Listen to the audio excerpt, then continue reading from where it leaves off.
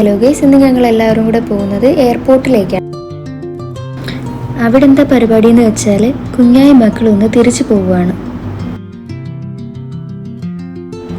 അപ്പോൾ അവർ ജസ്റ്റ് ഒന്ന് യാത്ര അയക്കാൻ വേണ്ടിയിട്ടാണ് ഞങ്ങൾ പോകുന്നത്.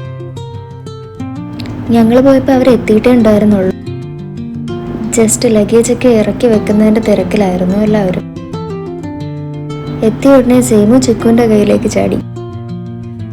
ഇതാണ് കുഞ്ഞാറ്റ മോൾ. കുഞ്ഞാറ്റ സെയിമുവിനെ വിളിക്കുന്നത് സെയിംബു ബേബി എന്നാണ്. രണ്ടുപേരും കണ്ടപ്പോഴുള്ള സ്നേഹപ്രകടനമാണ് ഇത്.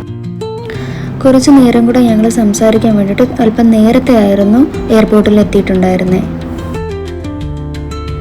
കുഞ്ഞാറ്റയാണെങ്കിൽ സെയിംബു ബേബിയും കൂടെ കൊണ്ടുപോവാം എന്ന് പറഞ്ഞുകൊണ്ടാണ് നിൽക്കുന്നത്. കുറച്ചു നേരം കത്തിയടിച്ചതിന് ശേഷം പിന്നീട് യാത്ര പറച്ചിലായി.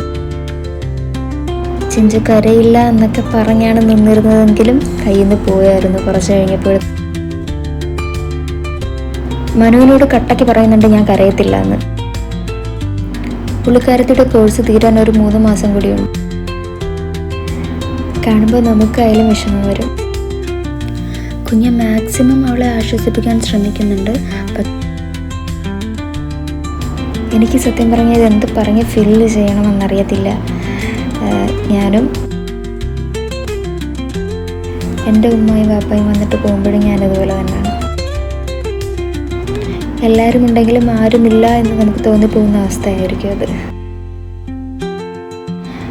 ഇവിടുത്തെ യാത്ര പറച്ചിലൊക്കെ കണ്ടപ്പോൾ എനിക്കത് തന്നെയാണ് ഓർമ്മ വന്നത്. എൻ്റെ കാര്യം തന്നെയാണ് ഓർമ്മ വന്നത്.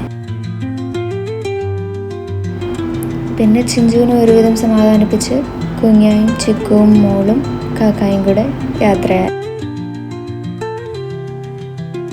ഇതിനിടയ്ക്ക് എൻ്റെ കൂടെ വർക്ക് ചെയ്തിരുന്ന ഒരു ചേട്ടനെ കണ്ടിട്ടുണ്ടായിരുന്നു. പുള്ളിക്കാരനുമായിട്ട് സംസാരിച്ചു. വേറെ 1-2 പേരെ കണ്ടിട്ടുണ്ടെങ്കിലും എനിക്ക് സംസാരിക്കാൻ പറ്റിയിട്ടില്ല അവരുമായിട്ട്. 1-1.5 വർഷം മുന്നേ ഞാനും വർക്ക് ചെയ്തിട്ടുള്ളതാണല്ലോ ഇവിടെ.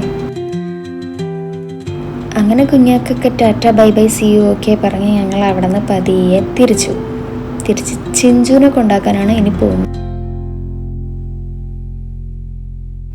അവിടെ നിന്ന് ഇറങ്ങുമ്പോൾ ഞാൻ പഴയ കാര്യങ്ങളൊക്കെ ആലോചിച്ചു.